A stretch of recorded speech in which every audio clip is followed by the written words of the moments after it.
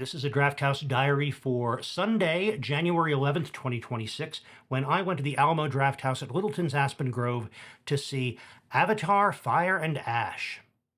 Just for some background, I really enjoyed, was a big fan of Avatar when it came out, and I enjoyed Avatar 2, Way of Water.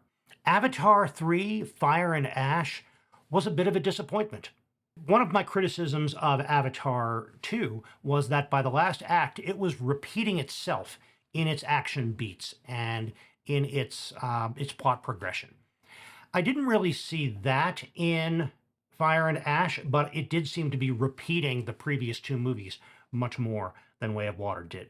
I think part of that is there was so much pent-up demand for more Avatar by the time Way of Water came out. There had been so many years between that and the first Avatar movie, a much shorter time between Way of Water and Fire and Ash. They needed to do something more interesting and innovative to really get our attention. Also, movie making had not progressed as much in the past few years as it did during the long expanse between Avatar and Way of Water. But even more important than those reasons are the fact that the story just was not as compelling. And speaking of the story, in Avatar 2, didn't they talk about the RDA having machines that were converting the atmosphere of Pandora into an atmosphere that could be breathed by humans?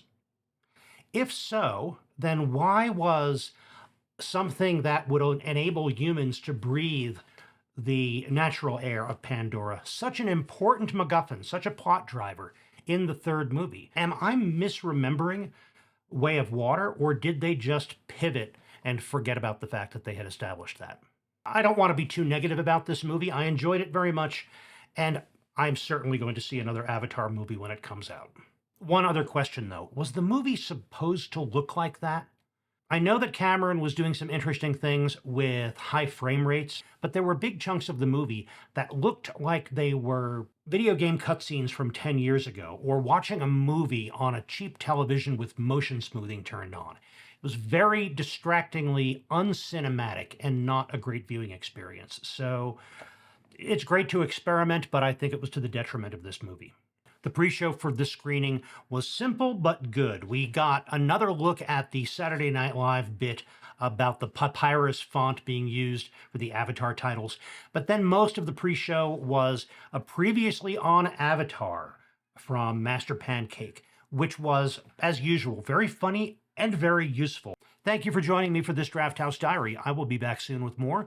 In the meantime, enjoy your movies, and when you do, stay till the end of the credits.